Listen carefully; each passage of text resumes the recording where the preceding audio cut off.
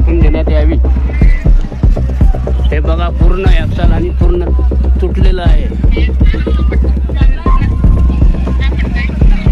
साहेब, मी चालक कुटाळे, तेलारा डेपोचा ड्रायव्हर।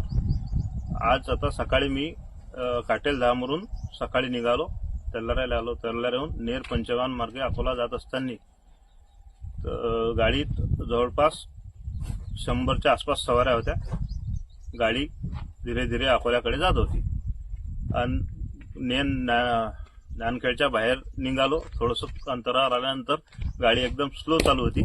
गाडीत भरपूर प्रवासी होते आणि गाडी फर्स्ट म्हणजे थर्ड गिअरमध्ये चालू होती, एकदम स्लो। अचानकपणे गाडीने कंडक्टर साईडने असा झोल मारला अचानकपणे आणि त्याच्यानंतर कंट्रोल करता करता ड्रायव्हर साईडनं तशीच झोपली तर गाडी पलटी होता आता वाचली। गाडीला कोणाला काही लागलं नाही, पलटी झाली नाही, कोणाची काही जीवितहानी झाली नाही।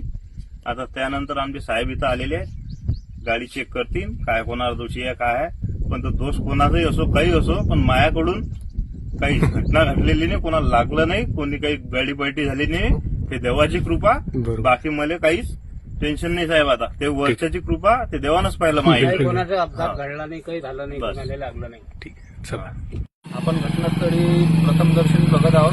त्याच्यात आपल्याला प्रथमदर्शन याचं दिसतंय की गाडीचा जो स्प्रिंग पाट्या आहे ते तुटल्यामुळे त्याचा हँगरही तुटलेला आहे।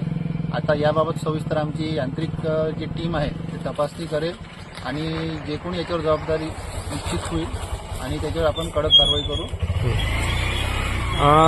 आपण जी वाहन ड्रायव्हरच्या हाती सुपूर्द करता तेव्हा वाहनाची निरीक्षण होत नाही काय, चाचणी होत नाही? करूनच दिल्या जाते। चालकाला सुद्धा आपण त्याच्या अगोदर अर्धा तास शायनिंग ऑन दिला जातो, त्याच्यात चालक गाडी पूर्ण तपासणी करून घेत असतो ताब्यात। त्याच्यात जे आढळतात त्याच्यात तेव्हा मग चालक आपल्याला तेव्हा जागेवरच सांगतो जे काही दोष असतील आणि अशा प्रकारे खात्री करूनच गाडी ताब्यात दिल्या जाते। आजच्या घटनेला जबाबदार कोण नेमकं? सविस्तर तपासणी केल्यानंतर जबाबदारी निश्चित। ओके, ठीक आहे।